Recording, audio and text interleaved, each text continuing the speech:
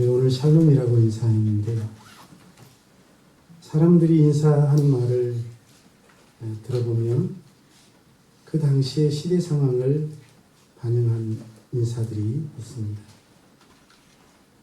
우리나라 사람들은 불과 얼마 전까지만 해도 아침에 보면 진지 잡수셨습니까? 하고 인사하던 시절이 있었습니다. 그 당시에는 먹는 문제가 중요한 문제였죠. 양식이 없어서 아침을 굶고 시작하는 사람들이 많았었습니다. 그 뒤론 인사가 바뀌기도 했습니다. 밤새 안녕하셨습니까? 이런 인사를 많이 하던 시대는 어땠습니까? 안녕하지 못한 시대였습니다. 그래서 밤새 평안하게 하룻밤을 보내는 것이 인사가 되기도 했었죠. 그리스도인들의 인사도 마찬가지인 것 같습니다. 그리스도인들의 인사를 이렇게 살펴보면 당시의 교회적인 상황 그리고 혹은 신앙적 상황을 반영하는 인사들이 있었습니다. 초대교회 성도들은 어떻게 인사했을까요? 그들은 이렇게 인사했다고 합니다. 마라나타, 주 예수여 오시옵소서라는 뜻입니다. 마라나타. 이 인사는 요한계시록 20장 20절에서 사도 요한이 말한 인사입니다. 아멘 에르쿠 큐리에 예수스. 에르쿠 오시옵소서. 큐리 주 예수. 초대교인들은 그들이 서로 만나면 주 예수여 오시옵소서라고 인사했다는 것입니다.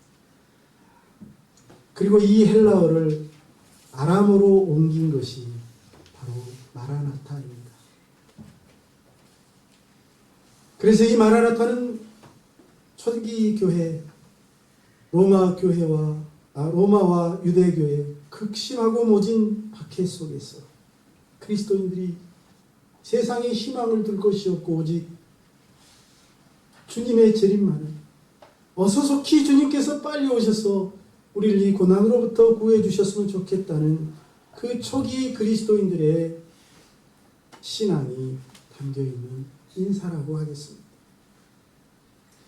초기 교인들의 가장 중요한 관심사와 화두가 바로 예수님의 재림이었음을 보여주는 인사라고 말할 수 있습니다. 초기 교회 성도들은 아침에 일어나도 혹시 주님 오늘 낮에 오시나요? 하루를 마칠 때도 주님 오늘 밤에 혹시 오실 건가요? 라고 기도하며 주님을 대망했다고 하죠. 여러분 오늘 이 시대를 살아가는 그리스도인으로서 우리는 어떤 인사를 하고 있습니까? 과연 그 초기 그리스도인들과 같이 그렇게 간절하게 그리고 절실하게 주님의 오심을 기다리고 대망하고 있습니까?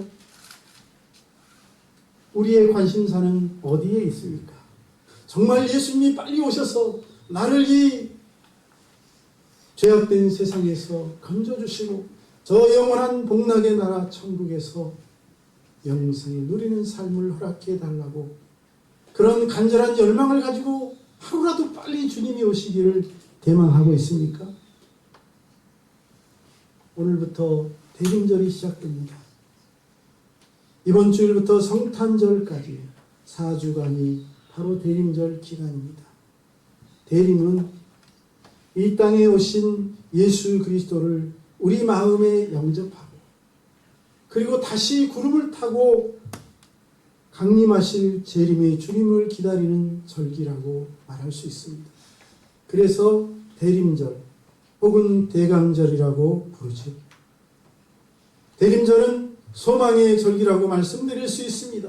왜냐하면 우리의 구원자이신 주님이 우리를 죄 가운데서 절망 속에서 영원한 멸망 가운데서 건져주러 오시는 날이기 때문이죠.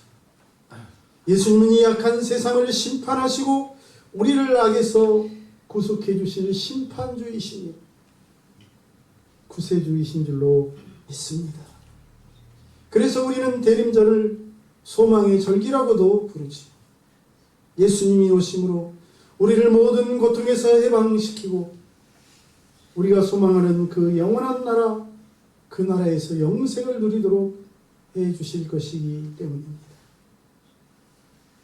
올 한 해 절망과 낙심 가운데 살아오신 분이 계시다면 이번 대림절에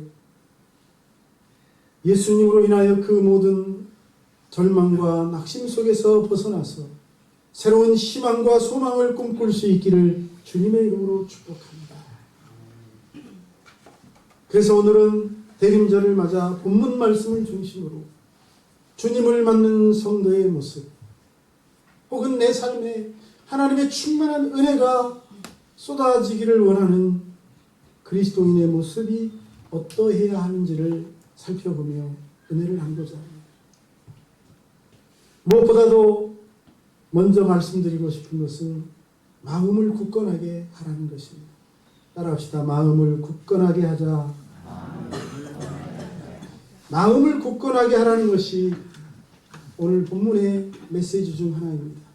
7절, 8절을 보니 그러므로 형제들아 주께서 강림하시기까지 길이 참으라. 보라 농부가 땅에서 나는 귀한 열매를 바라고 길이 참아 이른 비와 늦은 비를 기다리나니 너희도 길이 참고 마음을 굳건하게 하라. 주의 강림이 가깝다고 말씀하고 있습니다.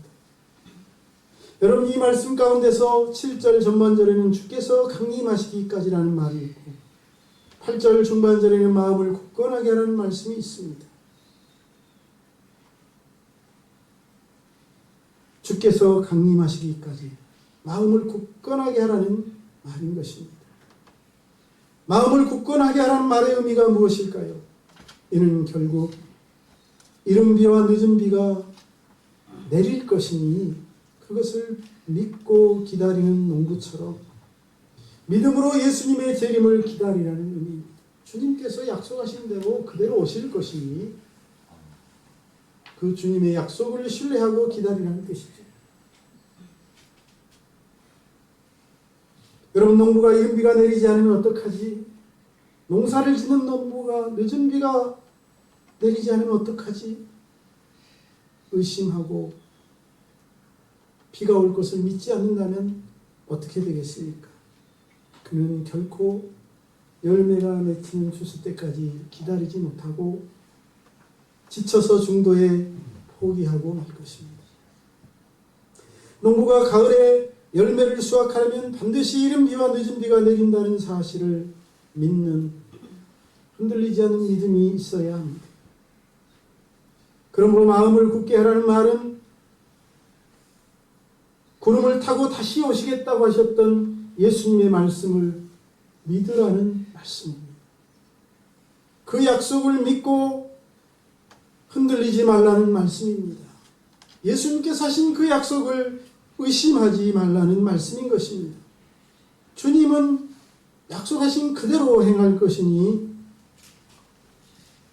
확실하게 믿고 기다리라는 말씀인 것입니다. 구름을 타고 다시 오시겠다고 하셨던 예수님의 말씀을 믿을 수 없는 허황된 말로 생각하는 사람들, 예수님의 약속을 신뢰할 수 없는 약속이라고 믿는 사람들은 어떻게 살아갈까요? 이 세상을 어떤 모습으로 살아가겠습니까? 그들은 예수님이 구름을 타고 오지 않을 것이니 그 약속이 이루어질 수 없는 허황된 말이니 믿음의 자리에서 결국은 이탈하게 될 것입니다. 세상 사람들 가운데서 결국 그들이 살아가는 삶에 젖어 그들처럼 죄악된 삶을 살다가 결국 멸망하게 될 것입니다. 여러분, 우리 예수님의 말씀은 믿을 수 있는 말씀이라고 말씀드리고 싶습니다. 우리 예수님의 약속은 신뢰할 수 있는 약속이라는 사실을 강조하고 싶습니다. 따라합시다. 예수님의 말씀은 믿을 수 있는 말씀이다. 예수님의 약속은 신뢰할 수 있는 약속이다. 우리가 이 세상을 살아가는 동안 믿을 수 있는 것들이 많지 않습니다. 나 자신조차 믿을 수 없는 것이 우리 인생입니다. 하지만 그 많은 것들 가운데서 우리가 유일하게 믿을 수 있는 분, 믿을 수 있는 말씀이 있다고 한다면 그것은 하나님이요 하나님의 말씀인 줄로 믿습니다. 예수님은 바로 하나님의 아들이시며 하나님 자신입니다. 그러니 우리는 이 하나님의 약속을 믿을 수 있는 줄로 믿습니다. 또한 우리 하나님은 한 번 하신 약속은 반드시 지키시는 신실하신 분이 아니십니까? 그러므로 의심하는 마음, 포기하고 싶은 마음, 흔들리는 마음들, 낙심하고 실망한 마음들을 버리고 예수님을 신뢰하고 그 말씀을 붙들고 오늘도 믿음의 삶을 경주해 달려가야 할 줄로 믿습니다. 마음을 굳게 하라는 말씀은 그러므로 예수님의 재림에 대한 분명하고 확실한 믿음을 가지라는 말씀인 것입니다. 의심하지 않는 믿음, 흔들리지 않는 믿음. 주님은 반드시 다시 오시니 주님의 오심을 준비하기 위하여 살아왔던 그 삶을 마지막까지 견지해 나아가라는 그런 말씀입니다. 저와 여러분, 바로 이 굳건한 마음을 가지고 주님의 재림을 기다리며 다시 오실 주님을 기다릴 수 있는 성도들이 될 수 있기를 주의 이름으로 축원합니다. 다음으로 우리는 주님의 재림을 기다리는 성도로서 혹은 내 삶에 하나님의 충만한 은혜가 임하기를 소망하는 사람으로서 어떻게 살아야 할까요? 주님의 은혜를 경험하고 싶다면 원망하지 말아야 하겠습니다. 본문 9절에서는 형제들아 서로 원망하지 말라. 그리하여야 심판을 면하리라 하고 말씀하고 있습니다. 원망하는 사람은 하나님의 은혜를 입을 수 없습니다. 원망하는 사람은 다시 오실 주님 앞에 설 수 없습니다. 원망이 무엇입니까? 국어사전을 보니 못마땅하게 여겨서 남을 탓하거나 불평을 품고 사람을 미워하는 것을 말합니다. 그래서 원망하면 반드시 좋은 결과가 아니라 부정적인 결과를 낳습니다. 남을 탓하고 미워하는데 그 삶에 좋은 열매가 맺히겠습니까? 절대로 아름다운 열매가 맺어질 수 없습니다. 여러분, 애굽을 탈출하여 가나안 땅을 향해 나아가던 이스라엘 백성들을 생각해 보십시오. 그들은 가나안 땅에 들어가기 위해서 필연토 통과해야 했던 땅이 있었습니다. 그것은 광야입니다. 물도 없고 농사도 지을 수 없고 메마른 땅, 황량한 땅, 뜨거운 햇볕이 놀이 쪼이는 땅. 하나님은 종살이하던 이스라엘 백성들에게 모세를 보내서 축복의 땅, 하나님이 준비하신 약속의 땅 가나안을 준비해 놓고 내가 너희를 그곳으로 인도하겠다고 약속하시며 그들을 해방시키셨습니다. 처음에는 그 약속만 바라보고 좋아서 나왔는데 홍해를 건너고 보니 눈앞에 펼쳐지는 것은 황량한 광야. 여러분, 그 황량한 광야가 하나님이 우리에게 주신 영원한 삶의 자리였습니까? 아닙니다. 지나가야 하는 자리에 가나안 땅을 가기 위하여 통과해야만 하는 자리죠. 여러분, 인생을 살다 보면 하나님은 우리에게 가나안 땅을 약속하셨는데 우리의 삶은 광야와 같은 삶이 펼쳐질 때가 많습니다. 하지만 여러분, 그 광야를 바라보시면서 믿음이 약해지지 않기를 축복합니다. 그것은 우리가 살아야 할 장소가 아니고 지나가고 통과해야 할 땅이기 때문입니다. 우리가 상속받아야 할 땅, 우리가 영원히 살아야 할 땅은 그곳이 아니고 약속의 땅 가나안인 것을 믿으시기를 바랍니다. 그것을 믿지 못하고 그 땅을 통과하며 길이 험하네, 햇볕이 뜨겁네, 먹을 것이 없네, 날이 너무 덥네, 불평하고 원망했던 이스라엘 백성들은 그 광야에서 무서운 하나님의 심판을 받습니다. 왜 심판을 받았다고요? 불평하고 원망했기 때문에. 고린도전서 10장 5절로 12절을 보면 당시 이스라엘 백성들이 광야에서 하나님의 심판을 받은 이유를 4가지로 설명하고 있습니다. 그 첫째가 무엇입니까? 우상 숭배입니다.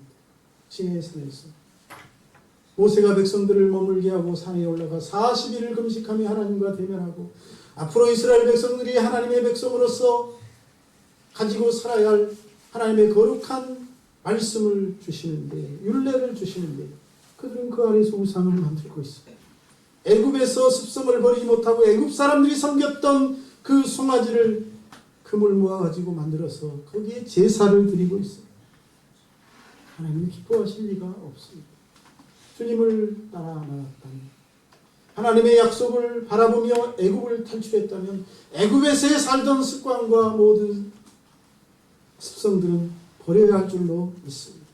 두 번째는 음행입니다. 그리고 셋째는 하나님을 시험하는 것입니다. 하나님이 정말 능력 있는 분이냐? 하나님이 정말 우리를 가나안 땅으로 인도하실 수 있겠어요? 의심하며 시험하는 것. 그리고 네 번째가 바로 오늘 말씀인 주제인 원망인 것입니다. 원망, 불평. 고린도전서 10장 10절은 그들 가운데 어떤 사람들이 원망하다가 멸망시키는 자에게 멸망하였나니 너희는 그들과 같이 원망하지 말라고 말씀하고 있습니다. 이스라엘 백성들이 서로 원망하다가 멸망을 당했으니 원망하다가 멸망당하지 않도록 원망하지 말라는 것입니다. 그렇습니다. 하나님이 내게 주신 삶, 하나님은 우리에게 가나안 땅을 약속하시며 우리를 부르셨습니다. 우리에게 천국 영생을 약속하며 우리에게 새로운 꿈과 비전을 주시며 우리를 가나안 땅에서, 애굽 땅에서 불러내셨습니다. 그런데 하나님이 약속한 그 땅에 가기 위해서는 광야를 통과해야 돼요. 무겁고 메마른 그 황량한 광야를 통과해야 하는데 바로 애굽에서 가나안 땅으로 갈 수 있다면 얼마나 좋겠습니까? 하지만 가는 길에는 광야가 놓여 있기 때문에 그것을 통과해야만 하는 것입니다. 그 광야에 들어섰다고 여러분 꿈을 잃어버리지 않기를 바랍니다. 하나님이 주신 약속의 말씀을 놓치지 않기를 주의 이름으로 축복합니다. 여러분이 멈춰야 할 곳은 그것이 아니라는 사실을 믿으시기를 주의 이름으로 축원합니다. 당시 이스라엘 백성들은 조그마한 어려운 일이 닥치면 하나님을 원망하고 참지 못하고 모세를 원망합니다. 그리고 그것이 그들이 그 광야에서 멸망한 중요한 이유는 출애굽 1세대는 이렇게 불평하고 원망하다가 광야에서 다 죽고 여호수아와 갈렙 단 2사람만 빼고 다 죽고 그 2세들이 광야에서 태어난 2세들이 약속의 땅에 들어가지 않습니까? 약속의 땅에 들어갔다는 것은 무슨 뜻입니까? 하나님이 살아계셔서 약속하신 그대로 그들을 가나안 땅에 들여보냈다는 것이지, 약속을 지키셨다는 것입니다. 오늘도 마찬가지입니다. 여러분, 원망하는 사람은 하나님의 은혜를 입을 수 없습니다. 원망하는 사람은 재림하신 주님 앞에 설 수 없습니다. 원망하는 사람을 하나님이 기뻐하시지 않기 때문입니다. 하나님이 내게 주신 삶에 그러므로 감사할 수 있기를 축복합니다. 우리는 우리의 삶에서, 가정에서, 사회에서 무슨 일을 만나거나 어떠한 상황에 처하든지 그러므로 원망하지 말아야 합니다. 원망 대신 우리가 해야 할 일은 감사요 찬송인 줄로 믿습니다. 우리 옆에 분과 인사합니다. 감사하고 찬송합시다. 더 크게 합시다. 감사하고 찬송합시다. 감사하고 찬송하면 어둠이 물러갑니다. 귀신도 떠나갑니다. 옥문도 열리는 줄로 믿습니다. 할렐루야. 그러니 감사해 보세요. 찬송해 보세요. 감사하고 찬송하다가 손해보았다는 사람 아직 만나보지 못했습니다. 원망은 미움을 낳습니다. 미움은 증오를 잉태하고 증오는 적대감을 갖게 합니다. 그러니 원망하는 마음에 하나님의 사랑이 자리 잡을 수 없습니다. 용서와 화해의 마음이 원망으로 가득 찬 마음에 자리 잡을 리 없습니다. 그래서 성경은 우리에게 원망하지 말라고 말하는 것입니다. 그리고 더 중요한 것은 그렇게 원망하는 사람들은 주님을 맞이할 수 없다는 사실. 그 인생은 하나님의 은혜를 경험할 수 없는 인생이 되고 만다는 사실이죠. 그러니 원망하지 마시기를 바랍니다. 앞으로 절대로 원망하지 않겠다고 이 시간 다짐하고 결단하시기를 바랍니다. 원망하는 마음을 버릴 때 비로소 우리는 평화의 왕으로 오시는 주님을 보게 될 것입니다. 세상을 구원하시러 오시는 예수님을 영접하게 될 줄로 믿습니다. 마지막으로 오늘 말씀을 통해서 주님을 기다리는 성도, 혹은 이 땅에 살아가는 동안 하나님의 충만한 은혜를 입고 살아가기를 원하는 성도는 참고 인내해야 된다고 가르치고 있습니다. 같이 한번 합시다. 참고 인내하자. 다시 한번 합시다. 참고 인내하자. 본문 10절 11절입니다. 형제들아, 주의 이름으로 말한 선지자들을 고난과 오래 참음의 본으로 삼으라. 보라, 인내하는 자를 우리가 복되다 하나니 너희가 욥의 인내를 들었고 주께서 주신 결말을 보았거니와 주는 가장 자비하시고 긍휼히 여기시는 이시라고 말씀하고 있습니다. 여러분, 이 말씀은 참고 인내하라는 말씀입니다. 어떤 사람이 참고 인내할 수 있습니까?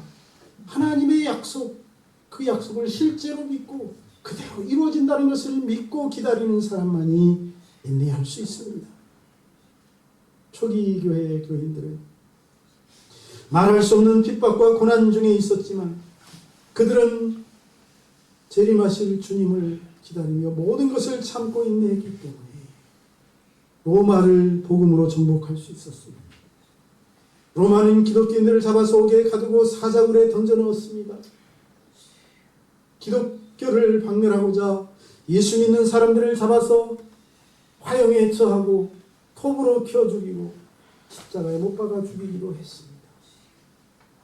하지만 그럼에도 불구하고 기독교인들이 참고 인내함으로 마지막까지 복음을 전하니 그렇게 기독교를 박해하던 로마가 복음화되어서 기독교 국가가 됩니다. 그 로마의 중심가에 교황청이 세워집니다. 그 놀라운 역사가 어디서 일어났습니까? 참고 인내하는 믿음을 가진 성도들을 통해 일어난 줄로 믿습니다. 인내하는 자가 마지막 승리하게 됩니다. 인내하는 자가 성공하게 됩니다. 그래서 야고보서 1장에서 너희는 인내를 온전히 이루라고 말하고 있는 것입니다. 그렇습니다. 주님을 기다리는 사람들은 인내하는 마음을 가져야 합니다. 특히 한국의 그리스도인들에게 부족한 것이 바로 인내입니다. 우리나라 사람들은 다른 나라 사람들에 비해서 성격이 급합니다. 아마 우리 민족이 최근에 일제 식민 통치와 남북 전쟁과 같은 큰 국난을 겪은 것이 그 이유일 것입니다. 빠릿빠릿하게 움직이지 못하면 살아남을 수 없었어요. 그래서 급해졌는지 모르지만 급한 것이 장점도 있는 반면에 단점도 많습니다. 우리나라 사람들이 얼마나 급하고 빠른지 외국인들이 한국인들을 빨리빨리 민족이라고 합니다. 우연인지 모르지만 심지어 우리나라 국가 전화번호도 82입니다. 그런데 한국의 기독교인들도 그런 민족성을 이어받아서 급하고 빠릅니다. 기다리지 못합니다. 하나님이 역사하실 때까지, 하나님이 자신을 기억해 주실 때까지 인내하지 못합니다. 요셉의 인내. 그리고 하나님의 사람들의 살아왔던 삶을 바라보면 그들이 얼마나 인내하고 기다렸다가 하나님의 은혜를 입었는지를 우리가 알 수 있습니다. 오늘 말씀에서는 욥의 인내에 대하여 말하고 있습니다. 그런 욥의 인내가 이 시대를 살아가는 저와 여러분, 오늘 대림절 첫 주일을 맞아 주님의 대림을 갈망하는 저와 여러분에게 충만하기를 주의 이름으로 축복합니다. 또 이 세상을 살아가면서 하나님의 은혜를 입기를 원하는 저와 여러분에게 그 인내가 충만하기를 주의 이름으로 축원합니다. 언제까지 인내해야 합니까? 7절은 주께서 강림하시기까지 길이 참으라고 말하고 있어요. 끝까지 인내하라는 말이죠. 주님이 오실 때까지 인내하라는 말입니다. 하나님의 은혜가 임할 때까지, 하나님이 나를 기억하실 때까지 인내하라는 것입니다. 무슨 말입니까? 하나님이 100% 살아계시고 하나님이 나를 기억하고 계시고 반드시 나를 기억하셔서 세울 것이니 그때까지 인내하고 기다리라는 말씀인 줄로 믿습니다. 오늘 말씀에서는 세 가지 예를 들어 인내를 권하고 있습니다. 농부의 인내, 선지자 인내, 욥의 인내가 그것입니다. 우리 성도님들이 오늘 이 말씀을 통해 믿음이 곧 인내라는 사실을 깨닫고 주님이 자신을 기억하실 때까지 인내할 수 있기를 주의 이름으로 축복합니다. 주님이 구름을 타고 오시는 그날까지 믿음을 지키며 견딜 수 있기를 주의 이름으로 축원합니다. 우리는 2024년 대림절 첫 주일을 맞습니다. 우리가 이 세상을 구원하시러 오시는 주님을 맞기 위하여, 세상을 심판하기 위하여 구름 타고 오실 주님을 맞이하기 위하여, 혹은 내 삶의 현장에서 하나님의 충만한 은혜를 경험하기 위하여 해야 할 일이 무엇입니까? 그것은 마음을 견고히 하고 굳건하게 하는 것입니다. 원망과 미움을 벗어버리고 사랑과 용서의 마음을 갖는 것입니다. 급한 마음을 내려놓고 참고 인내하는 삶인 줄로 믿습니다. 그렇게 할 때 우리는 기쁨으로 주님을 맞이할 수 있을 것입니다. 그렇게 할 때 우리는 살아계신 충만한 주님의 은혜를 체험하게 될 줄로 믿습니다. 기도하겠습니다. 살아계신 하나님, 오늘도 하나님의 말씀을 통해서 주님을 기다리는 성도로서 우리가 어떤 신앙과 믿음을 가지고 이 시대를 살아야 하는지를 깨닫게 해주시니 감사합니다. 우리에게 모든 성도들이 오늘 말씀을 가슴에 새기고 이 말씀을 붙들고 살아갈 수 있도록 인도하여 주시옵소서. 특별히 오늘 주신 말씀 가운데 아버지 하나님이여, 저희들 마음을 굳게 하고 또 저희들 주님의 욥의 인내를 본받아 주님이 재림하시는 그날까지 인내할 수 있도록 도와주시고 우리의 입술에서 불평과 원망을 그치고 감사와 찬양하며 주님을 맞이할 수 있도록 역사하여 주옵소서. 예수님의 이름으로 기도하옵나이다.